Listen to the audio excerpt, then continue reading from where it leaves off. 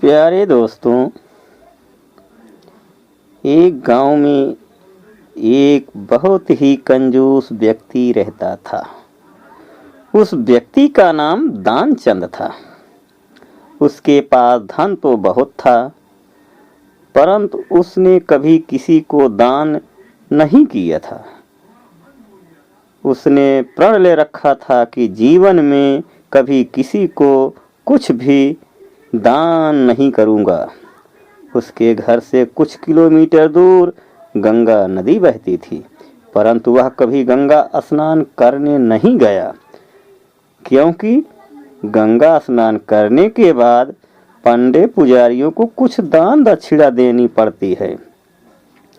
इसलिए गंगा स्नान के बाद दान करना पड़ेगा। इसी डर से वह कभी गंगा स्नान करने ही नहीं गया। उसकी पत्नी उसे दान पुण्य करने के लिए कहती थी, परंतु वह कहता था, इतनी बड़ी दुनिया में हमारा छोटा सा दान करने से क्या होगा। एक दिन उसकी पत्नी ने कहा, अब तो आपका बुढ़ापा आ गया है, आप दान पुण्य तो कुछ करते नहीं, कम से कम एक बार जाकर गंगा स्नान ही कर आओ। पत्नी की बात मानकर उसने गंगा स्नान करने को हामी भरी। उसके घर से गंगा नदी 12 किलोमीटर दूर थी। रास्ते में कहीं पैसा खर्च ना हो जाए, इसलिए वह 12 किलोमीटर पैदल ही चला गया।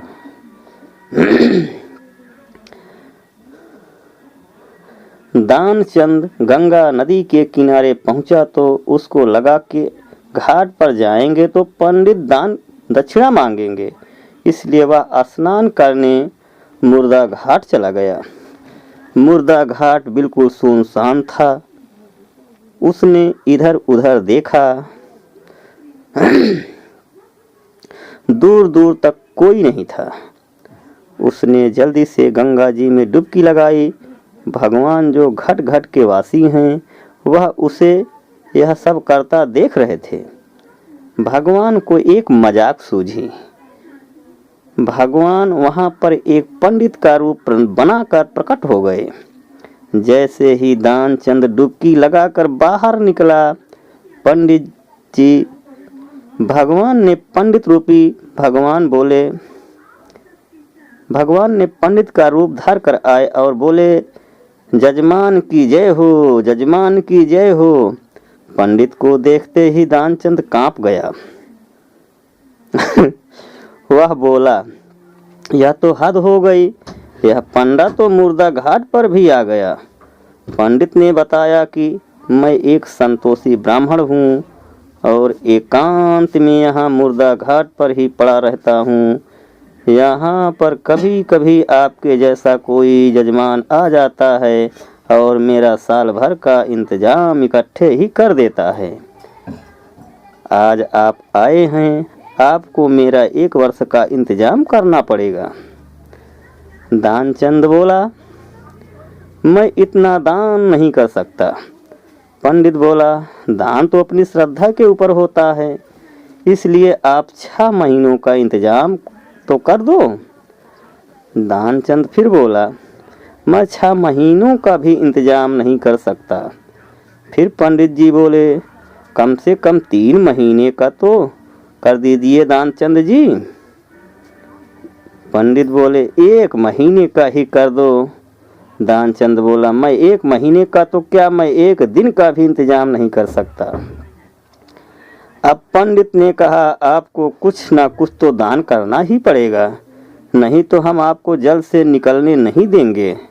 थक हार कर दानचंद बोला, 1 आने का दान करूँगा, वह भी उधार। मेरे पास अभी तो कुछ नहीं है, इसलिए मेरे घर पर 1 आना ले जाना। इसलिए मेरे घर पर आना और 1 आना ले जाना। पंडित ने दानचंद को 1 आना दान करने का संकल्प दिलवा दिया। दानचंद ने सोचा, मेरा घर तो यहाँ से 12 किलोमीटर दूर है, यह पंडित 1 आने के लिए इतनी दूर थोड़ी आएगा। इसलिए वह संकल्प लेकर अपने घर आ गया। घर पहुँचते पहुँचते शाम हो गई थी। वह इतनी दूर चलकर आया था, इसलिए थक गया था। वह सोने ही जा रहा था, तभी उसके दरवाजे पर उस पंडित ने दस्तक दी। पंडित बोले, जजमान की जय हो, जजमान की जय हो। दानचंद की पत्नी ने दरवाजा खोला। वह पंडित को देखकर लौटी और दानचंद से पूछा, क्या किसी पंडित को कुछ देने की कहकर आए हो? दानचंद बोला, हाँ, मैंने एक पंडा को 1 आना देने का संकल्प लिया है। पत्नी बोली, वह पंडित जी अपना 1 आना लेने दरवाजे पर खड़े हैं। दानचंद ने सोचा, वो पंडित 1 आने के लिए इतनी दूर आ गया। दानचंद ने पत्नी से कहा, जाकर उस पंडित से कह दो कि यह यजमान बीमार हैं, इसलिए 3-4 दिन बाद आए। पत्नी बोली, 1 आने की ही तो बात है, दे क्यों नहीं देते? दानचंद बोला, मैं किसी को कुछ नहीं देने वाला। जाकर उससे कह दो कि यजमान बीमार है, इसलिए कुछ दिन बाद आना। पत्नी ने दुखी जैसा मुंह बनाया और पंडित से बोली, महाराज, मेरे पति आज इतनी दूर पैदल चलकर गए कि थे कि इसलिए वह बहुत थक गए हैं और बीमार हैं, इसलिए आप 3-4 दिन बाद आना। पंडित बोला, धन मिले या ना मिले, लेकिन वह हमारे जजमान हैं। जजमान बीमार हैं और पंडा चला जाए, ऐसा नहीं हो सकता पंडिताइन। जब तक वह स्वस्थ नहीं हो जाते तब तक हम यहीं रहेंगे। हमारा यहाँ रहने का इंतजाम कर दो। हम यहीं पर प्रसाद बनाएंगे और यहीं पर भजन करेंगे और यहीं पर प्रसाद ग्रहण करेंगे। पत्नी लौट कर गई और उसने दानचंद को सारी बात बताई कि वह पंडित कह रहा है, जब तक आप ठीक नहीं हो जाते वह यहीं रहेंगे। पत्नी बोली, इससे तो अच्छा उन्हें 1 आना देकर रवाना करो। दानचंद बोला, 1 आना क्या ऐसे ही आता है? मैं उस पंडित को कुछ नहीं देने वाला। तुम जाकर उस पंडित से कह दो कि यजमान मर गए। दानचंद को योग का अभ्यास था, इसलिए वह सांस रोककर पड़ गया। पत्नी गई और उसने रोककर पंडित से कहा कि वो मर गए, अब तो जाओ। पंडित बोले, अरे राम, अरे राम, अरे राम, अरे राम, यजमान चला गया, हमारा यजमान मर गया। जब तक उसका अंतिम संस्कार न हो जाए तब तक हम कैसे जा सकते हैं? पंडित जी बोले, तुम महिला कहाँ कहाँ भटकती फिरोगे? हम सारे गांव में यजमान के मरने की खबर किए देता हूँ। पंडित जी सारे गांव में खबर कर आए कि दानचंद मर गए। सारा गांव दानचंद के घर इकट्ठा हो गया, लेकिन दानचंद ऐसा विचित्र आदमी 1 आना बचाने के लिए सांस रोके पड़ा था। गांव के लोगों ने दानचंद को मुर्दा समझ के बांध लिया।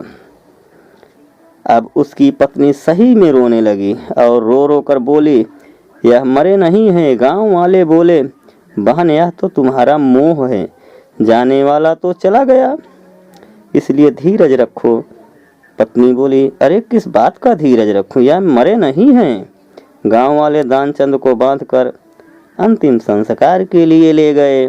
पत्नी बेचारी रोती रह गई, लेकिन वह विचित्र आदमी इतना सब कुछ होने के बाद भी सांसें रोके पड़ा था।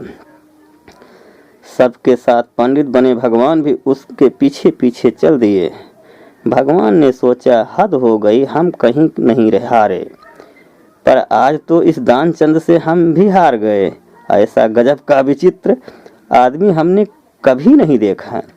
1 आना बचाने के लिए यह आदमी बिना मरे मरा पड़ा है और चला जा रहा है। जब दानचंद को लकड़ियों पर रख दिया गया और केवल अग्नि लगनी ही शेष थी, तब पंडित रूपी भगवान बोले कि यह हमारे यजमान थे, हम उनकी मुक्ति के लिए इनके कान में कुछ मंत्र बोलेंगे। तब भगवान उसके कान के पास मुंह लेकर गए और बोले, मैं भगवान विष्णु हूँ, मैं वैकुंठ से तुमसे नाता जोड़ने आया हूँ। दानचंद ने जैसे ही सुना कि भगवान बोल रहे हैं, उसने धीरे धीरे आँख खोली, लेकिन जैसे ही उसने देखा कि यह तो पंडित है, उसने फिर से आंखें बंद कर ली। भगवान बोले, हम हार गए, हम तुमसे कुछ नहीं लेंगे, तुम ही हमसे कुछ मांग लो। दानचंद धीरे से बोला, वह एक आना छोड़ दो बस। पंडित रूपी भगवान तथास्तु कहकर वहां से चले गए और दानचंद की आंखें खोल उठ गया। यही है हमारा कहानी। जय हिंद, जय भारत।